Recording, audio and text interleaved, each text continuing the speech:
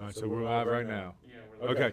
All right. So this is Studio 3.0. This is episode 19 and Putting You in Your Place. I got to give it to you guys. You've put in a lot of hard work to get us here. We started in one of our little smaller offices. We moved to a little bigger office, and now we got this actual, legit space to actually have this type of thing. So I appreciate you guys. Thank you very much. I think we're going to be able to do a lot of great things here. And we're going to be able to talk about a whole lot of things and bring in a whole lot of people that have a lot to say. So this is the beginning of us really doing this and trying to achieve our goal as far as content creators. And for everybody, how many subscribers we got now? Like 152. 152, 153, something like that. Everybody that was here from the beginning, we love you guys. We appreciate your attention. We appreciate any feedback you want to give us. Today's election day. It's a big day for our country. We hope you go out and vote. But these are the types of things that at some point we want to venture off and talk about.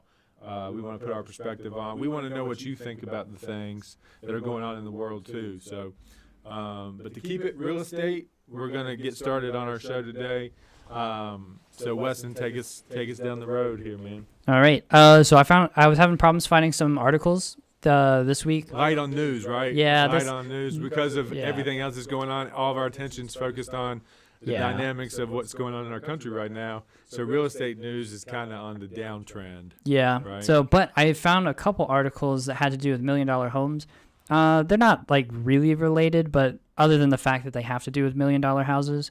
So we have a couple different ones.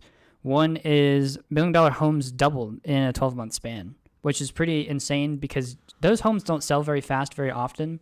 So the fact that they doubled in a 12-month span, with it being September, is a pretty spectacular thing. That's unbelievable. Yeah. I mean, I would love to see those on the $1 million listings that I have. Yeah. I wish. I wish we could get some real results on the two really high dollar listings that we're working right now. I mean, we're it's not a lack of trying. Mm-hmm. We're definitely we lack even showings on these homes. I mean, we keep them on a consistent ad cycle, and we're not. I mean, we're getting a lot of people looking at them, but we're not getting a lot of actual real buyers coming through. So I would love for that trend to come into the New River Valley. Oh yeah, for sure. Very niche community though. Yeah. You gotta really know some people that want to buy them, and then you start breaking into that market. Well, here's the thing: is Nestle Rod. I don't know if you know the Nestle Rod. Nestle Rod is a big bed and breakfast that decided to shut down themselves and put the property up for sale.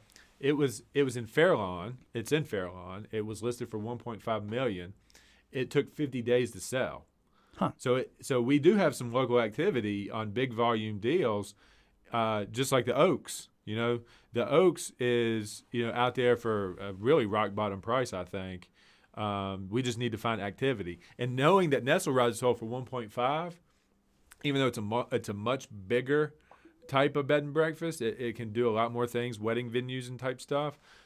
This is still something that, if we are priced correctly and in the right condition, should sell. Mm-hmm. So Nestle Rod is the litmus test or the benchmark of what's possible, because it was listed at $1.5 million, and the Oaks is only listed at $799,000.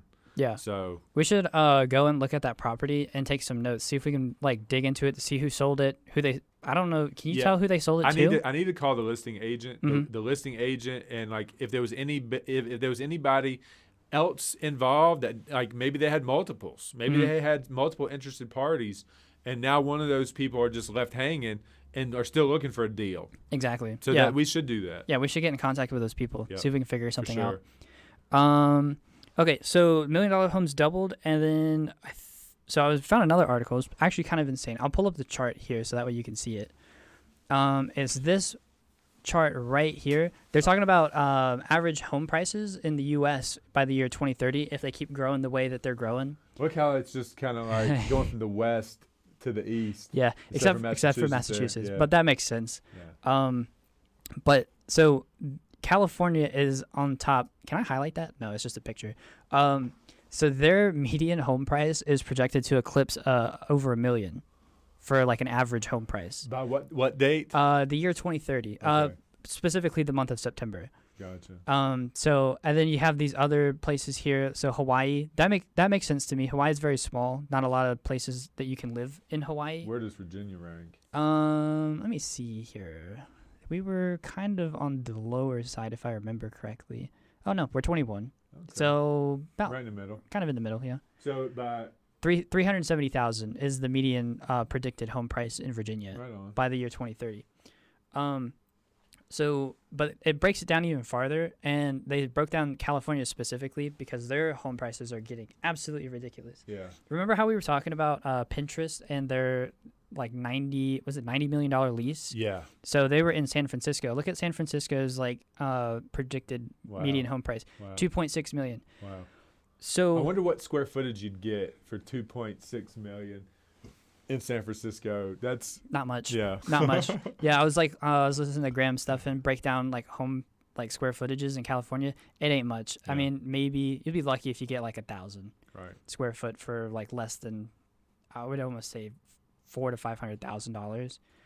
If you're buying your house outright, not a rental property. So this to me, based on what I've been seeing happen in like the real estate market, is kind of false. This is just a prediction, but I think they're not taking into consideration the fact that people are moving into suburbs now because they don't want to live in the cities anymore. I think California is hemorrhaging. I think there's big migration out of California. I don't know that they can hold the trend. You know? Oh yeah, no. This doesn't take into account any social factors. This is just pure number based. If it probably is projected on the same scale, it's going now, right? Yeah, if it's going the same way it is now. But you're seeing a lot of people move out of California now because the taxes are just super high and they're not really densely populated. There's no value for the taxes that are paid. They just keep raising them to like help them get back out of debt, and they're not. Everybody that's exited, Joe Rogan. Graham Stephan, they're all saying that the tax dollars going to supply whatever it is that they're looking for doesn't supply safety or, there's no value for the dollars that are being taken from them to stick around. Joe Rogan took $14.5 million, and the money that he saved from his taxes in California, he bought a house in Texas. Probably $14.5 million. Yeah, probably a huge house. Out of his Spotify deal, the $100 million deal, he was able to save that amount of money. He just wrote it right into a house. There you go.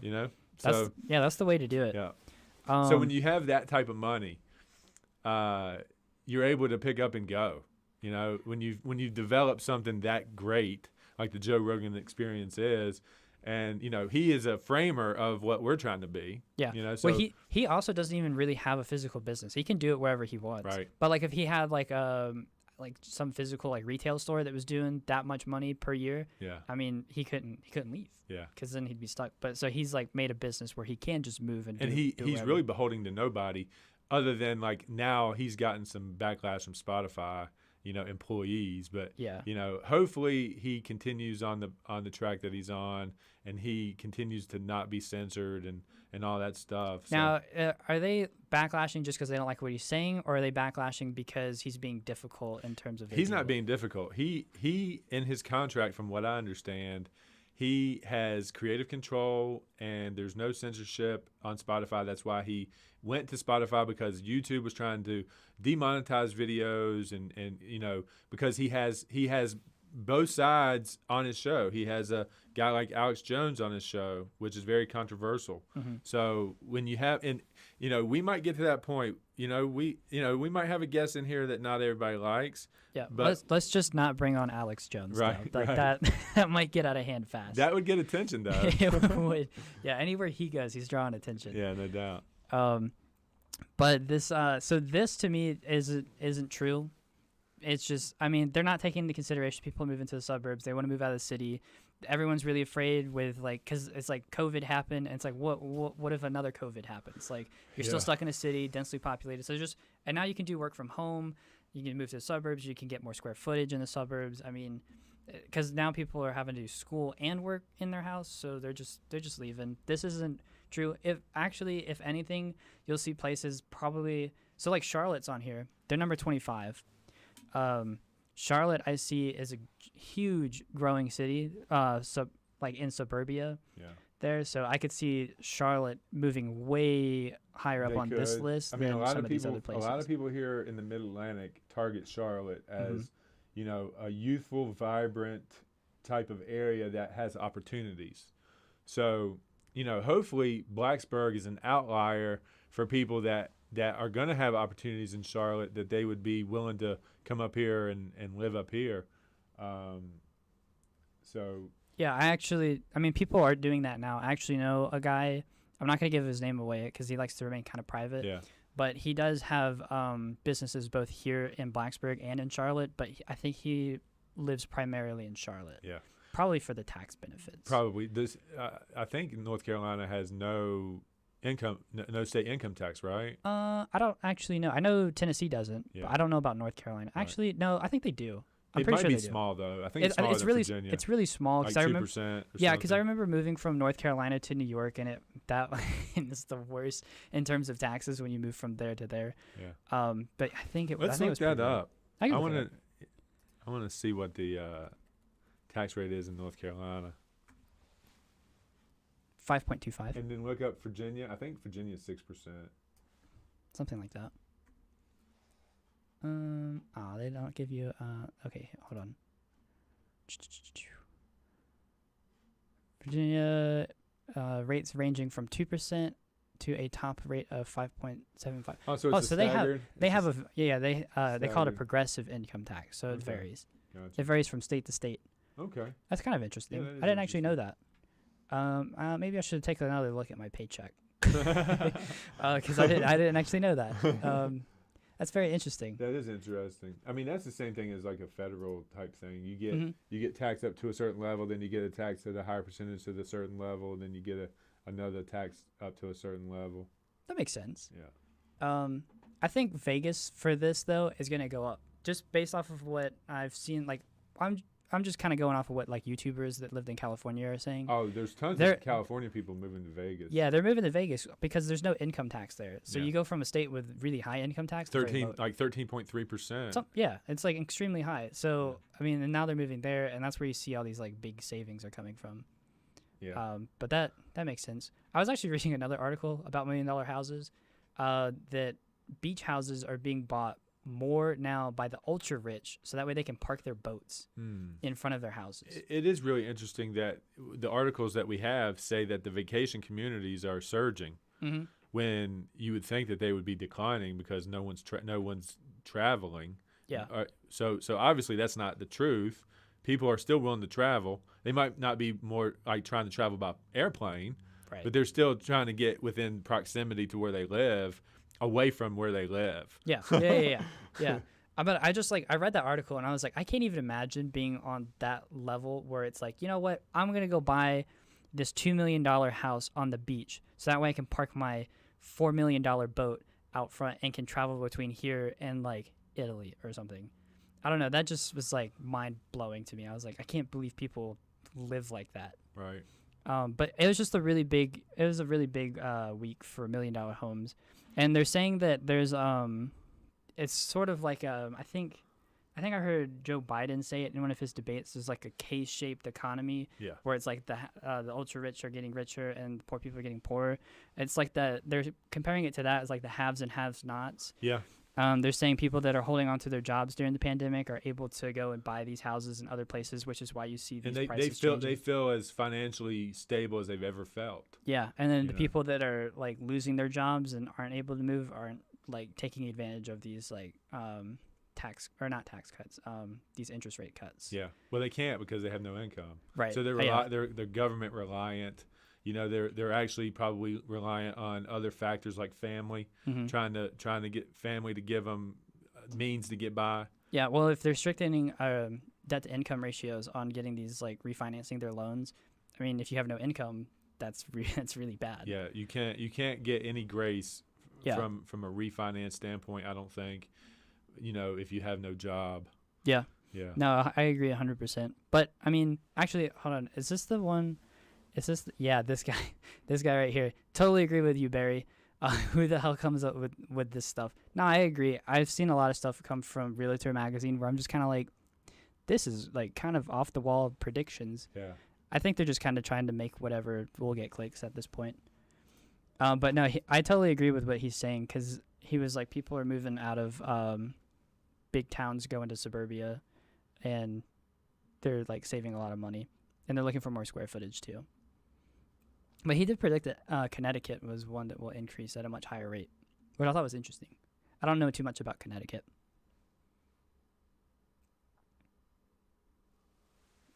I mean, he makes some good points there for sure. I mean, what do we have to duck and dodge for everything to just keep going in the way that it's going, and recover the way that we want it to recover? I mean, we got to dodge a lot of things. There's a lot of extenuating circumstances that are going to come our way. We have no idea what they are, Yeah. So. No, I agree. But yeah, I agree with this guy. I found a cool company though in Charlotte, and some more positive news. And, so this company called, this is from TechCrunch. I like reading stuff off of TechCrunch. It's a company called Atmos. They're kind of, I would say, all over the place in terms of what their mission is. They used to be a VR company. They made a open source VR headset because they believed that internet browsing was going to be a more 3D experience. So whenever you would go and like browse on Google, you would put on like this headset, and then you'd be able to like touch things instead of it being like just a scroll and click kind of deal. Right. So, but that kind of fell through because they said that there were like limitations to 3D VR in terms of like internet browsing and what they wanted to do. So they kind of switched their business structure, and the CEO, hold on, let me, what was his name? Nick Donahue. I think I'm saying that right. Nick Donahue was the CEO, and his family did a lot of stuff in home construction. So him and his team went and made this app. It's not open to the public yet. It's still sort of in its beta. It's only being used in Raleigh-Durham, North Carolina, or Raleigh-Durham. Apparently people there get mad if you don't say that correctly. But so the first house that so basically what the app is like you say, I want to build a house, and then you tell it where you want to build the house, and then it just kind of like streamlines the process for you, and it puts it down a pipeline. So they find the land that you need, they find the architect, they find the builders, they find I guess the agent to help you buy the property. So it sounds like they're trying to get one step ahead of of all the people that are already vying for that business. Mm-hmm. They're trying to get one step ahead and try to capture the lead, get them into their funnel, have a situation where they like get what the person is looking for, and then passing it down the line to me, the real estate agent, to try to find them the land, to the contractor here locally that's going to take them through the process of actually building, and whoever else is involved with the local municipalities that are going to be getting approvals and adhering to code and all that stuff. Sounds like a very tricky, very ambitious thing that they're trying to do. Amazing that they've raised the $4 million or $2 million. They raised $6 million. They raised $4 million recently, and then they had another $2 million funded on top of that. Yeah, and they're going to need to get to $1 billion before they can be. Yeah, I mean, before they can even be a threat. It's a very small project right now. The first one just started getting built, I think, back in August, and the picture we have here, is that actually something that they're building? I think that's a stock photo. I don't actually think that's in. I wasn't able to find their the house that they're building, probably because they want to keep it private and don't want everyone to know what it looks like. Sure. Yeah, and then that's going to be like their big reveal whenever it's done. But they're working on 12 houses right now.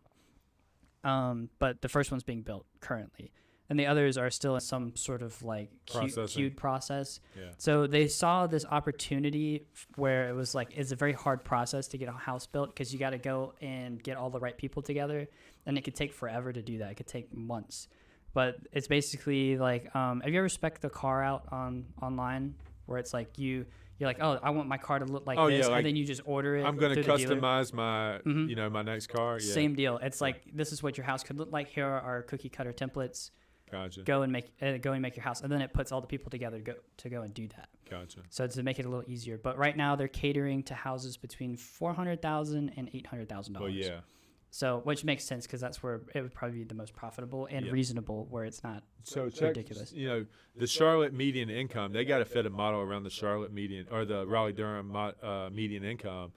So it would be irresponsible for them not to be looking at what's being constructed and what the consumers are buying and try to like go beyond that. Like they got to fit in with where the most of the consumers are going to be if they're going to have a viable product. And then you're going to have the specialties of somebody coming in low and then somebody coming in way high. So I just think this is a dangerous. But with danger becomes big time reward if your danger works out. With big risk comes big reward. So I don't think I'd put my money into it quite yet. But and I would love, like I was saying, I would love to have a contractor here locally give their opinion on this model, because there's local home builder associations. There's a big lobby. There's a big lobby for home builders, and a home builder is not going to be thrilled with this model because that's just one more step in front of them that they're going to have to try to get beyond to try to not lose their profit. Right? This company is going to want a fee for their services from somebody. Who's paying them? Who's going to pay them? That's the big question for me.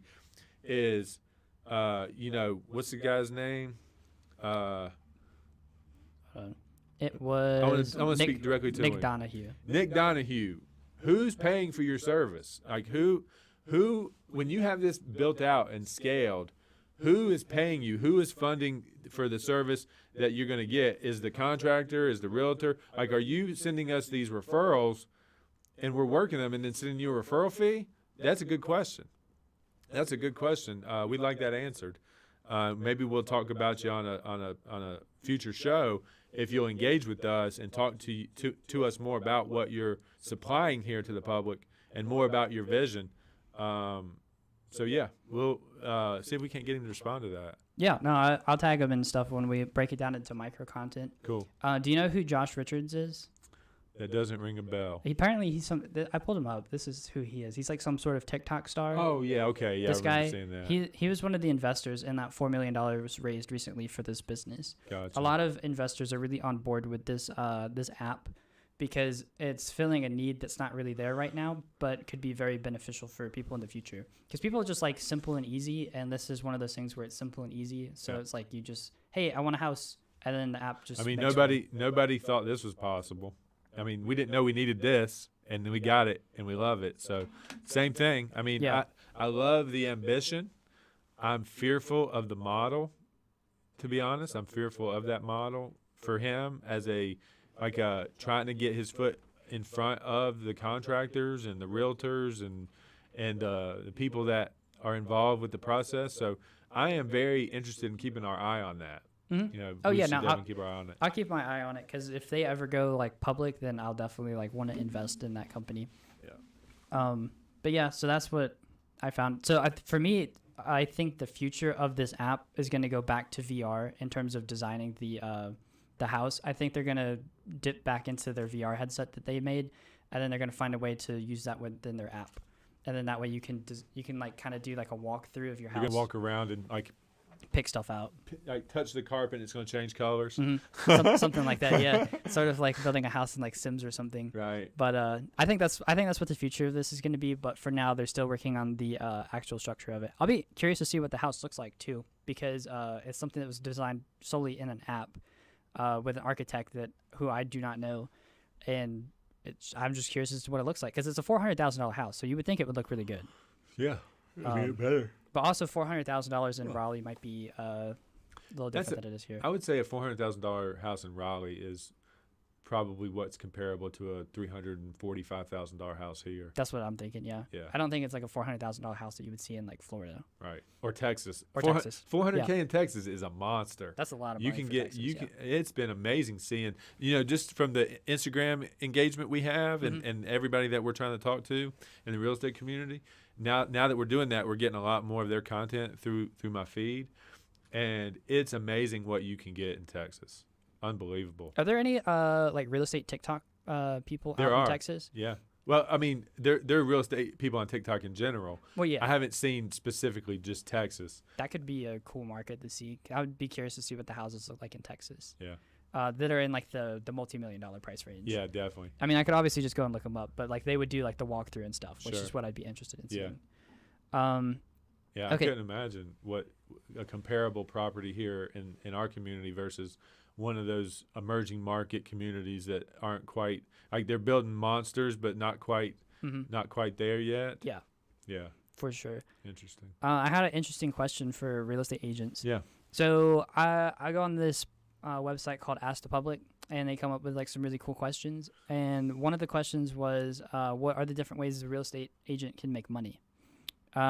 Just like, I guess, list off all the ways that they can make money, how hard it is for certain areas. Okay. Just I mean, here's what I'll do for that is I'll tell you how I'm able to make money. Okay. And my beliefs about the money that I make. Mm. I think that seems like something that the public needs to hear. Mm. I don't do any property management. I could make money through property management, but I don't. I handle my own property. You know, I've invested in real estate myself, which, you know, a real estate person that doesn't invest in real estate, you got to question them. Why? Like, if you're in real estate and you're not investing in real estate, what's the deal with that? It's like you don't believe in your own product. Exactly. Yeah. So, like, I'm fully invested. A major portion of my portfolio is so I have to manage my own stuff, but I don't take any fees for managing, you know, your stuff. Yeah, I don't take any fees for handling anybody in the public that wants to come and have me work for them. I don't do that. I refer all that. So I make no money from that. Will I do that in the future? Maybe. When you have more time. Probably not, though. Okay. What I'll do is probably partner with somebody and just be a silent partner in the deal where I don't have to put my face on it. Because property management, especially in this area, is not in favor with the public. The public around here does not award any special thing to property management people. They are all one-starred. They're all deemed predatory, and they're all deemed like a public nuisance. Why do you think that is? I don't know. I just think that's inherently a business where it's in conflict. I think that's a conflict type business. So that could be like a good business to start here is a property management company that focuses heavily on customer service. It does, but then you fall into like when people don't pay you. When people, you know, I guess that's true. You're begging for your money a lot in situations, especially like a situation like this. You know, I've had to make some big accommodations for the people that I mean, I care about the people that rent from me, and I have personable relationships with these people. But if I got to major scale, I couldn't do that. It would be impossible for me to be able to take Facebook messages from all my tenants and be able to accommodate everybody's needs at a large, massive financial scale. It'd be hard. Yeah. I honestly have to take it. I have to make it more number driven. I have to be like, that's number one, number two, number three. They're paying X, Y, and Z. Boom. If they're not paying, we got to go do something about it. Yeah. You know, so when it comes to scale, it's hard. And these professional property managers around here just have fallen into that dilemma. You know, they manage so much that it becomes a business, it becomes a profit machine, and they've got to meet their quota because they've got clients that have hired them to do a job. So they got to do that. They got to do that. And that becomes a conflict when the tenant doesn't take care of the property or the landlord doesn't take care of the property for the tenant. Like when a tenant feels like the landlord or the manager didn't do their job and they've been without heat or air for a week, you know, or the toilet, they had to cut the toilet off because it was leaking, and they can't get nobody to come and show them love or take care of their needs, which is within the confines of the lease agreement, that becomes a one-star item. That becomes an issue. So really we just need a property management people that will do what they say they're going to do, show up on time, say please and thank you, but then also be able to have empathy for the customer at the same time, which is almost impossible. Yeah. Like when somebody goes behind on rent, the moral thing that you go through when someone doesn't pay their is number one, you feel bad for them. You have empathy for them, but you're running this as a business, and the business to survive has to make these fees, has to make this money, and has to provide the mortgage debt that the client has. Mm-hmm. So we got to move them people out as fast as possible, and we got to get new people in. Mm-hmm. So that's a moral dilemma, because you want to work with somebody, you care about them, but then there's that business aspect, that unemotional aspect of it all that you have to really live by. Yeah. So that's the dilemma there. So really, as a salesperson, I don't want that stain on my business. Gotcha. Yeah. So you wouldn't want your brand attached to whatever. Exactly. I gotcha. Yeah. Yeah. With money, it becomes very finicky because people get really sensitive about that. So if you're having to, and it's easy for them, somebody to look at somebody and say that they're greedy. Yeah. It's easy. In terms of getting someone to go in there and help them take care of their plumbing issues or whatever, that part to me sounds like they scaled too fast and then weren't prepared for all of the issues that could arise. Well, when you have to be a profit center, you're trying to do the bare minimum. Yeah. You're trying to do as least possible that the tenant will allow you to do. So you just want the phone calls to stop. Mm-hmm. You're going to do the minimum, the cheapest, the most inexpensive thing that you can do, and you're going to get out of there and hope the phone doesn't ring anymore. And that's the problem with a lot of them. You should just do high quality work to begin with. You should take care of your properties to begin with, and then you won't be stuck in handling the hassle. Right. So just maintain the property correctly. Treat people the way that they should be treated, the way you would want to treat, have somebody treat you. Yeah. The golden rule. Golden rule. The yeah. golden rule. Yeah. So we have a lot of the golden rule not being applied in the property management game, and that's probably countrywide. Probably. That's probably countrywide. Yeah. Yeah. So I'm not going to sit here and bash just New River Valley Property Management. They just fall into the same traps of every property management in every location in this country. Yeah, they probably just want to go really fast, and whenever you want to go really fast, customer service is usually the thing that suffers. Yeah. So that makes sense. Yeah. That really sucks too. So maybe I enter that game, but it's not going to be associated with my real estate company. It's going to be a separate company run by a CEO that I hire. That's not that I don't have decisions. I'm just there as a silent partner to advise, and my name is not on the deal at all. Makes sense. Yeah. I gotcha. Next is obviously where I I make the most of my money that's residential sales. Right. And we charge a fee for our residential sales service. We charge 6% to list a home, and we accept a listing fee that is provided to us if we represent a buyer. So the buyer side fee, and this is my moment of this show. Yeah. The buyer side fee, okay? Anybody out there that doesn't fight for that buyer side fee, that 3%, 3% is the normal, should be the standard rate of a buyer side fee. That's a fee that I don't compromise on when I list a property. Mm-hmm. I feel like when I list a property, if I'm going to take a discount, the discount's coming from me, the listing agent.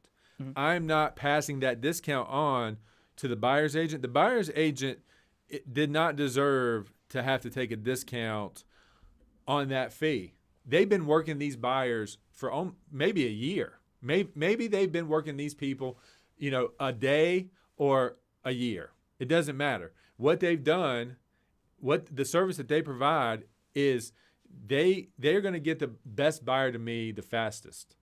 And they deserve that fee. The 3% is very important for the speed of the sale. Mm-hmm. I want to provide that buyer agent, the best buyer's agents out there, the right fee, right? So that's very important to me. So if I take a 5% fee, I don't take 2.5% myself and 2.5% to the buyer's agent. Mm-hmm. I give myself 2%, and the buyer agent gets the right fee, the right 3% fee. So I feel like more agents need to do that, in my opinion. I think that needs to be something that we all fight for. Well, it's the kind thing to do. Is you build a relationship with the agent who I want the best. Yeah. I want the best agents getting proper compensation. I want the buyer that's going to pay the most with the best agent. And if we have similar products, let's say you're an agent, sure, and I have a home, and you have the similar home in the same neighborhood. I offer the buyer's agent 3% fee, and you offer the buyer agent 2.5% fee, in the same price, same layout, same finishes, who do you think is going to sell that home first? Oh, it's going to be you. Yeah. Yeah, 100%. Yeah. Yeah, that makes sense. So we really need to, as listing agents, we need to not punish the buyer's agent for our lack of salesmanship to negotiate the proper fee. If we can't negotiate the proper fee for us, you should not be asking the buyer's agent to take a discount on the lack of salesmanship you have on the services that you provide. And I will say this, if you can't get your proper fee, like I'm not saying I book 6% fees all the time, but I do hold tight on that for a lot of people, unless you're like high volume. If you're a high volume client of mine and we do repeat business every year, then I flex a little bit. But if you can't book your fee, how are you going to try to get the most money for your client if you can't even get the fee that you deserve? So, like, that's a big thing. So let me ask you this. If you were to start selling only $1 million houses, would you raise the 6% because you'd still be making a lot of money for that client and yourself? Yeah. Or would you stay 6% and just take whatever gain that would be? I would never raise my fee. Okay. But I would still be fighting for my fee at the $1 million range. It's a whole new world in the $1 million range. And my fee, no matter if it's $5,000 or $5 million, I'm fighting for my proper fee. So as we transition out of residential sales, so 6% is my residential sale fee. Right. But if we go into land and farms and commercial property, which is another game, these high luxury homes and these other subcategories in real estate sales, like land, commercial, and multifamily, type stuff. Like, I demand a higher fee for those. It's just a different job. It takes a lot. The time frame's a little different. The marketing strategy's a little different. It's more of like a business to business thing, isn't it? Right. Yeah. So as you know, like, when we're trying to sell Sawmill Hill, right, we're trying to look at businesses that are looking for farms. We're cold calling people. We're doing more creative things to try to get somebody that can even afford a $1,450,000 property. Yeah, that one's a little weird. It's like we're going business to business, but we're also going business to consumer. Yeah. So we're trying to hit both. Right. So the time, we can't just set an MLS and forget it. Yeah. We've got to go beyond the MLS and, maybe even partner with the companies that we've identified. Like, I know we're hesitating to pull the trigger on some of that stuff because we want all of it for ourselves. But at this point, with no showings on the deal, like we've got to go even further beyond what we typically do because we got to execute on that. Yeah. The reason that we were holding off on the I think you're talking about the Mossy Oak thing. Yeah. The reason we were holding off on that is because it sounds like they're trying to take it as their own property, and then they would just give you the referral fee from that. So we were kind of we weren't sure if I don't think that's right. We need to look at that again. Well, that's what we were emailing them about because we were trying to because they were being really weird and not super informative in the emails. So we were trying to get a gauge on what they're talking about. Yeah. But so that's why we were holding off on the trigger because we don't want to give them the property, the whole thing. Of course, it's not their listing. Because we thought that it was more of some sort of marketing thing, but it sounds like they're their own broker agent. Well, they are, but what they would do is they would market it. They would market it in conjunction with us, and then they would send us all the leads. And then if we executed on a closing, we would send them the percentage. Right. We would send them a percentage. Right, and then when we were filling out the referral fee form, if you put them in. It was really complicated. I can show it to you later. Yeah. But it was if you put them in one place, it sounded like it was going to be their listing, and but then I wouldn't mind that so much. If they advertised it as their listing, but then they're putting we know where it's not taking it from us, but they're just marketing it, and they have to have their branding on it or something. It's it's the 20% part what confused me because it's okay, are we giving them 20% or are they giving us 20%? Yeah, we would be giving them 20%. See, and I don't know if they know that, so that's why we were holding off on it. Yeah, I think that is clear, but and that's another way to earn fees. We didn't write down that I didn't write down that's on there is outgoing and incoming referral fees. Yeah, that was a mental question that I was going to bring up. Yeah, referral fees. Yeah. So residential sales is one thing, commercial, land, property management. We can all earn fees there. And then referral fees. We've actually collected a bunch of referral fees this year, outgoing and incoming. So we're doing really good there. And those outgoing referral fees, it's devastating that I have to send great people out of the New River Valley. But it's just inevitable. You know, you've heard me talk in a past show that we want to keep all the talent here in the New River Valley. I'm selfish. I want to keep you guys here. But when the time comes and we know that we got to send you off into the country or even around the world, we have a referral that we can make sure that you're going to get service like we would have provided you here. You're going to be in good hands with somebody else wherever you're going. If you come to me first, I will find you that referral that you need to handle your housing needs. And also, we get a little benefit from that based on, 25% of the fee that they collect will come our way. So if it's a $10,000 fee, we get $2,500 of that, which is nice. Sending those out into the world and those coming back, that's a nice little bonus. Yeah, it's almost like free money. It is. Yeah. It is. So our relationship could be beneficial to you, and it's going to benefit me too in an outcoming, we're sending you out, but a referral fee's coming into us at 25%. So, we love, and we've executed those. We got probably 10 of those this year. Oh, okay. So nice. So yeah, that's a nice way we can earn fees. There's actually some real estate agents out there that are basing their whole model on referral fees. So there's people like in Florida buying up leads here and then referring them to local agents and collecting fees.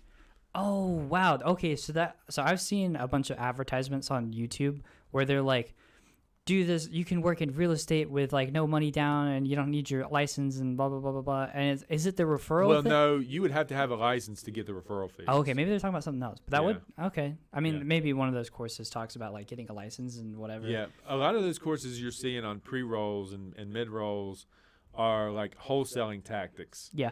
I don't actually look into like what they are. I look Yeah. into who's selling it to me, and I'm like, what do you do? That's what I want to know. I was like, what do you do? Why are Yeah. you doing this to me? I was like, Right. I don't care about what you're selling me. Tell me what you're doing. That's Right. what I care about. Right. What about like property flipping? Would you ever do that? Yeah, see, I've got a fiduciary responsibility to my clients. Mm-hmm. So if I get an opportunity, and I know I've got clients that are in the flip game, which I do, I've got a few. I got to present it to them first. I gotta present those opportunities to the public first. If the public then passes, and I like the opportunity, then I can get in. Or if somebody comes to me directly and says, Scott, we want you to buy this, and I give them the price I'm willing to pay, and I also tell them this is what I think it would be worth if I just listed it for you, and they said, hey, Scott, we just want this to go to you. We want you to buy this, and we're okay with your price, then I can jump in there and do that. But it would be unethical for me in a lot of cases for me to jump in and tell somebody what the home's worth, get the home, and then flip it out without doing any work because I knew it was worth more. So I've got a moral conflict and an ethical conflict within the code of ethics to not do stuff like that often. Wait, so then what about Meet Kevin? Because doesn't Meet Kevin do a lot of home flipping and stuff by himself? Meet Kevin does that, but I'm sure he has to follow those guidelines as well. So if he has an opportunity that he's shopped out, and and in California, there's a lot more people there. He's a lot more under the radar, even though he's got a big following on YouTube. Like he's probably on the radar a little bit, but if he's getting into deals for himself, I'm sure he's following ethical guidelines. But it does it does toe the gray line that he should be shopping that to his clients first. If he has no clients in his pipeline and it's out on the multiple listing service, see that's the thing. If it's publicly active and he's going for it, or if he's going for it at auction for himself, but if he gets the listing opportunity and he says, whoa, let me just buy this. That's an ethical situation where he needs to list the property first, see if there's anybody else out there that will take that on at the price that he has it listed for before he gets the discount, before he gets to cut the price to where he'll buy it. Gotcha. There's a lot of opportunities out there that I list that I necessarily wouldn't be a buyer for myself. But I know that the retail market, see, I'm not a retail buyer in most cases. But I don't need housing. I'm an investor. If you need a house, like when I go by Midtown, I'm a retail buyer. Yeah. What's the price? Yeah. Am I going to pay it? Maybe. Like, it depends if I see the value. But I'm not going to negotiate with them because I'm a retail buyer at that point. Yeah. You know? So there's a difference. So yeah, that's where I stand on like the flip thing is if I get the call for the listing opportunity, I maximize their opportunity with no bias for any of my buyer clients. I'm representing the seller. If somebody calls me and says, Scott, we want you to buy this property, come tell us what you'll pay, that's a whole different thing. Right. It's a whole different thing. Right. Yeah. Yeah, that makes sense. That's a good like moral compass to keep. Yeah, keep your clients happy, and then you're still making money off of it. Anyways. I got in this business with the intentions of making my clients the most money possible on selling their stuff and saving them as much money as I can when they're buying stuff. And I can't have a conflict of that unless they say, Scott, will you buy this for this price? And they understand that they could get more if I just gave them my service. That makes sense. Yeah. All right. I think we hit all the topics that you can like in ways that you can make money on real estate. I can't think of another one off the top of my head, but I think that's it. Yeah. All right. So I got a crazy story about I got a crazy stock story. So I've been getting a little more active on Instagram in terms of like me giving like because I have people come to me all the time like they're like, hey, you're like my age, what are you doing financially? Because like I don't have any debt. Yeah. You know, it's like I'm doing pretty well for myself right now. So I've started investing in the stock market, and people are asking me questions about that. And you know, the market's been all over the place recently. It's been up, it's been down a lot, and I think it went down significantly the other day. It dropped like it's like 400 points or something like that. I think it's rallying big today. I think so. Yeah, I haven't checked it today. Pull it up. Okay. Yeah, actually, I have it right here. This is for the topic, but I can pull up the Dow. Hold on. Yeah, it's doing okay. It's sort of like more of like a plateau. So up 500? Yeah, up 500 from when it opened, which is good. That's really good. But it looks like it went up 500 at the beginning of the day, and then it sort of plateaued and starting to drop off, kind of. It'll be in the green by the end of the day. Well, let's hope. Yeah, yeah. Well, it closes at 4. So, and then I think results for polling start at like they end at 7, and that's when we start getting results. Well, the coverage is starting here soon, but the pollings will close at 7. Yeah, and that's when we'll start knowing like the numbers from the actual pollings and not the mail-ins. Yeah. So it shouldn't be affected today. It might be affected tomorrow. Yeah. But for today, it's fine. But anyways, so I was someone came to me and they were like, "Dude, I just sold all my stocks in the market," and I'm like, "Why?" I did. But I asked them, I was like, why? I was like, what were you invested in? I was like, why? And they were saying like, I was invested in Amazon, I was invested in Microsoft, I was invested in this, that, and the other. It's so like it was like Fortune 500 companies. Yeah. And I'm like, why did you sell? Why didn't you buy more? I was like, you should never sell in a dip. If you're okay, I take it back. For me personally, if I'm invested in a Fortune 500 company, I will not sell in a dip. As a matter of fact, I'll buy more. Do we call what we're in right now a dip, or do we call what we're right now a peak? I mean, what's your take on that? Like, I feel like if anything, this is like the turmoil that's happening within a peak that could tank real quick. Okay, so I consider what we're in right now a dip. Okay. Well, okay, sort of, kind of. It's rallied back since when COVID first happened. The markets crashed. Yeah. That was the dip. Yeah. That was when you were supposed to buy. It was in March. That was the dip. It's starting to rally back now, but it's like every day it's changing drastically. It's not like. But we were down to 20K, right? 22K. Something like that. So like, it was well in the Dow. Yeah. It was actually we can look at it. Yeah, go to year to date on the Dow. I have the 1 year. Let me open up full screen so that way I can see it better. Where was March? March is back here. Wait, I think you're back in like 2010. Oh wait, why? Yeah. Okay, so here's the year outlook. So it was at 18.5. Ooh, I got in on the blue chip stuff at like 19.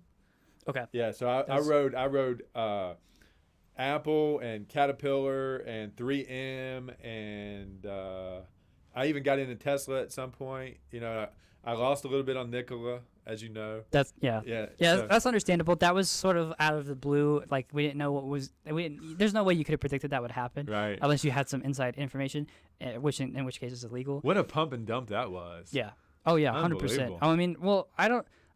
It was a pump and dump to an extent. I think for Nikola in particular, people saw what they were offering and they bought it, and then stories came out, and then they were like, "Oh, got to get rid of it." And then when dude left the company, I was done. I was like, I was gonna ride that ship into the ground. Yeah. But dude bailed. You know, dude, Yeah. dude was like, all right, I'm done. I can't handle it anymore. So once he did that, I was out. Yeah, a pump and dump to me is when a company does a stock split, people buy in, and then they'll sell like a week later because they're just like, oh, it got really cheap. Everyone's going to be buying it because it got really cheap. They buy it up, they ride the wave up, and then it drops off, and it becomes a whole hassle for the people that bought in like at the wrong time. Yeah.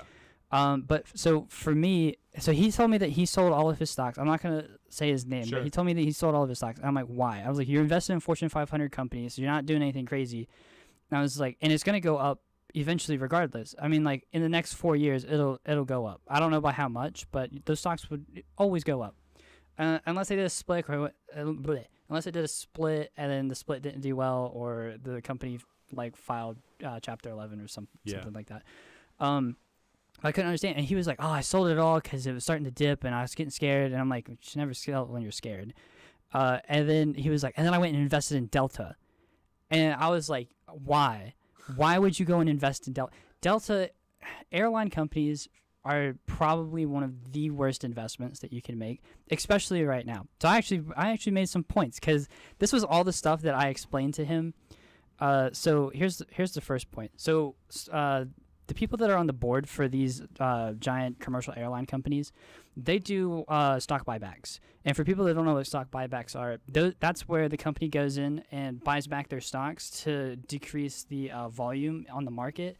And then when they do that, the price goes up because there's less volume, so supply and demand. And then it makes the stock more appealing to investors, and then investors will go and buy the stock. And then they'll sell it, and then they'll make money off of it. And then they'll do it again. So I'll pull up Delta. Apple's been one of the best companies ever to do that strategy. They're not doing it as frequently, though. Right. And they also are providing a product that's always changing and always getting better. Yeah. Airlines, they change every so often. Yeah. It's not a consistently changing thing, or in something that. Was it you that showed me the meme of the person that bought an Apple phone in 2017 versus somebody that invested $1,000 in Apple stock in 2017? Maybe I might have posted something like that on my story. Yeah. So if you bought an iPhone for $1,000 in 2017, it's now worth $450. And if you bought Apple stock for $1,000 in 2017, it's now worth $3,700. So you got 3 new iPhones. If you bought stock in Apple for $1,000 in 2017, now you can go get 3 different types of phones. Yeah, pretty much. Yeah, and then you could go and buy 3 phones, and then you can sell those 2 phones. Yeah.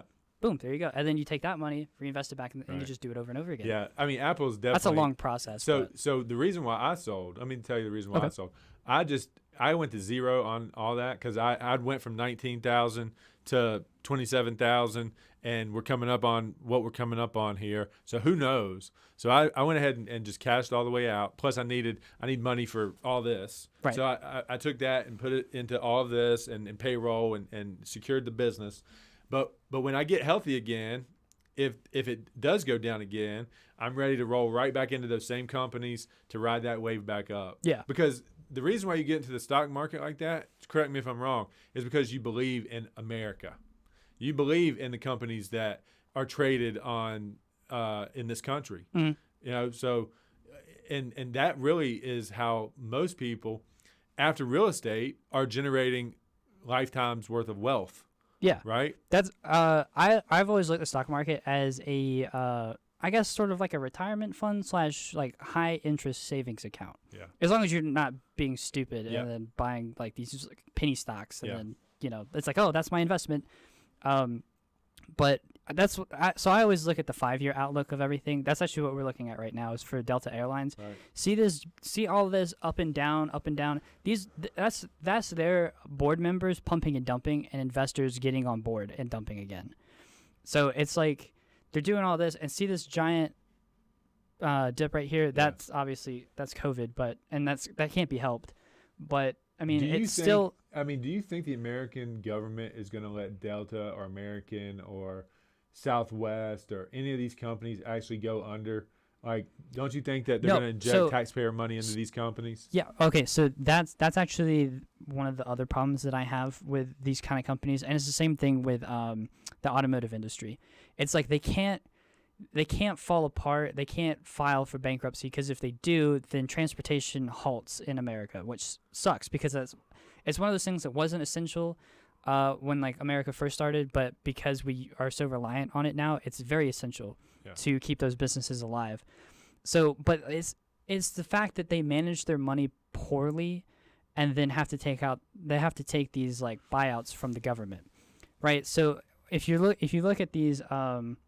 Let's take Apple, for example. Apple has a $200 billion savings account. They have $200 billion in savings. In cash. Yeah. That if anything happened, that's the money that they start pumping back into their business. And it just sits there. I don't know if it gains interest or whatever. I mean, that'd be insane. I'm sure it does. I'm sure it does. And I'm sure it's insane the amount of return that they get back on that. But it's like, but these companies, they didn't do that. They just were investing in themselves, like the board members. Like they were investing back in themselves, not themselves as in the company. They were investing in themselves as individuals, trying to make themselves richer, which is fine to an extent until you get into a situation like this. It's like, they're playing the game, they're getting richer, and that's just the way things are. It's when the fact that when the government gives them money and then they use that money for themselves and then are asking for second handouts because the airline industry is coming back and are like, we need more stimulus because we ran out and we furloughed all these people. So all the money that they've used to like buy back stocks for themselves could have been used to. That should have been a rule that they could not use any of that money. And I thought that was a rule that they couldn't use any of these bailout funds to supply a surge into their stock price, that should definitely be should have definitely been regulated. I don't know what they're doing with it. I haven't looked like super in depth of like what they're using it for, but I think let's see. I think it was was it this article or was it this one? Yeah, it's like after mismanaging companies with stock buybacks and lucrative CEO packages, airlines are demanding another $25 billion from taxpayers. So that's criminal. I 100% agree. When someone gets taxpayer funds to remain solvent in their business and they pump their stock up with those funds by buybacks. No. The problem was it wasn't the fact that they were pumping their stocks back up. It's they didn't have money set aside because they were pumping their stocks up before this, and then they were using all that money to like bail themselves out. Is what they were using it for, and they ran out because they didn't have anything saved up that they needed, and now they're asking for more money. Okay, it's this snowball effect that has happened in the airline industry that just is a catastrophe. Sounds like robbing Peter to pay Paul, right? Yeah. But so another thing for me is I don't invest in companies like this that had to take bailouts, because if they had to take a bailout now, what's to say that another pandemic was to happen and they need another one, and then the stocks plummet, and then your investments go to shit. Basically. So it's between that, the stock prices fluctuate too much, and air travel it's taken a physical toll and a mental toll on America, and it's going to be a long time before air travel returns to what it was before, because people aren't just going to feel comfortable going on vacation. They're just going to use it for business. I mean, for the most part. Honestly, I'm torn because Remax has a convention every year in Las Vegas at the end of February, and I want to go. I love that convention. I love Las Vegas, but am I comfortable enough to do that? Am I confident enough to do that? I don't know that I am. Yeah, and see, that's exactly the problem with like someone coming to me and being like, "You need to buy a Delta Airlines stock." I'm like, "No, I'm not." when the consumer feels, the majority of the consumers, I think, would feel the way I feel. Yeah. You know? Well, he was trying to bring up the point. It's like it's down really low right now, and then it's going to come back. If you feel like the government is going to keep propping them up and give them the time that they need to be solvent, then he might be right. He's getting it at a big discount. I mean, he's getting stuff, but I like your strategy. Yeah. Is I don't want to invest my money into somebody that can't remain solvent unless it's through the taxpayers. Yeah. I don't want to mess with that. I always make my investments based on, and it's something that Jeff Bezos said that I really resonated with. He said that he doesn't make any investments based on something that he doesn't believe in. Yeah. He only does it on things like for me, I'm only invested in companies. I'm invested in like Tesla.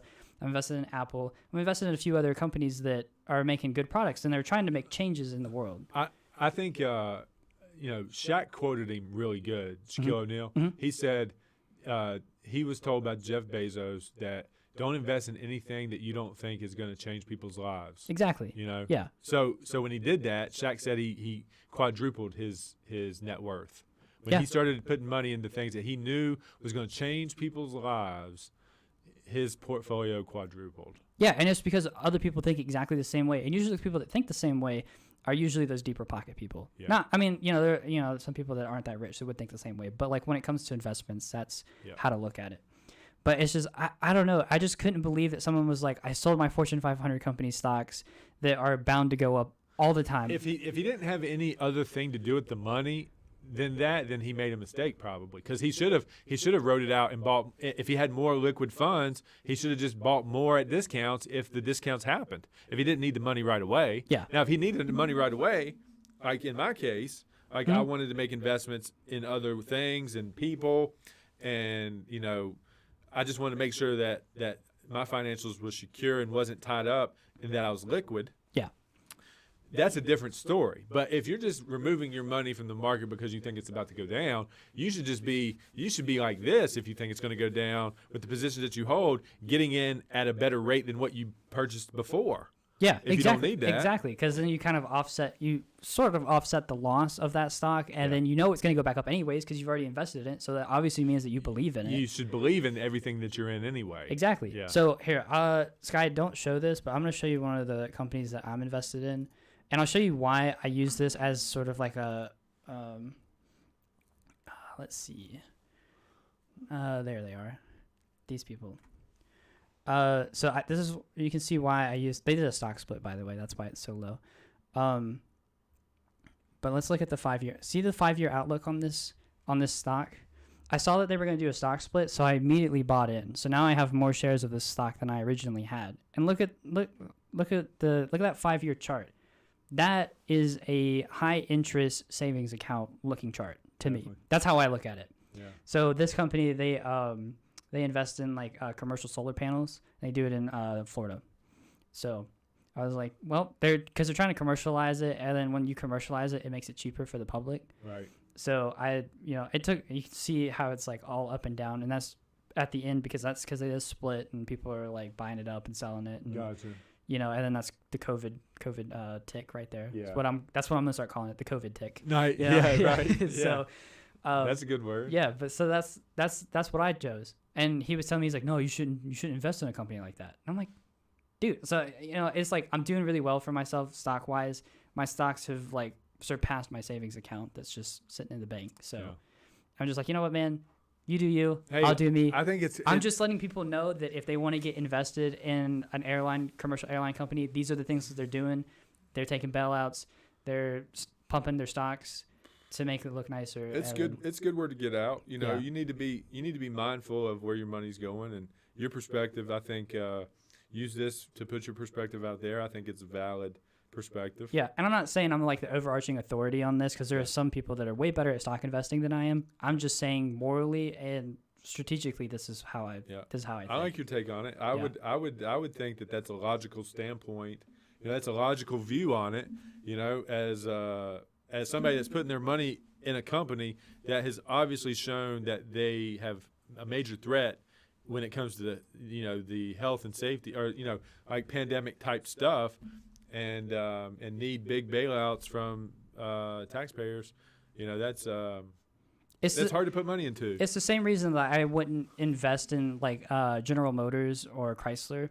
It's because they took a bailout in 2008 during the recession. But like I would invest in Ford. They didn't take a bailout, and then Tesla I'm investing. Well, here's the thing. But they're kind of the newer. Here's what I have a problem with is, GM taking a bailout and then still wanting to leave the country. Yeah. No, I still wanting to remove themselves and go to Mexico and that type of stuff. So I have a big moral stance against anybody that wants to do that. Yeah, they were going to take the money and run, basically. Yep. They're thieves. Yep. But no doubt. Yeah. So we've gone for an hour, but I think it was good. Yeah. So all right. So Studio 3.0. This is what we got here. We're going to perfect this. We're not even done. Yeah, we're not. This over here. There's going to be stuff here. This is just a slapdashed version of what this is going to be. I'd say it's 75% done. Yeah. So we're not missing a Tuesday. I mean, we've got contingency plans, but when we can help it, we're getting on the air and we're doing this thing. Dude, let me tell you what. I didn't think this was going to be done because we were debating about this light because that light was hung up in there, and we were like, okay, if we do this, we have to do it fast, and it has to be on Tuesday. And we were just like, you know what? Screw it. We're going to do it, and we did it. Yeah. So you guys, hey, look, I could not be happier. This has taken a lot of debate. I mean, look, I'm 4 years into this thing. I've been debating this and trying to execute this for that amount of time. We're here. We're doing it. We're consistent. Everything that we want to do is being done. Now we just got to find a way to layer on top of it on some other things that we've been talking about.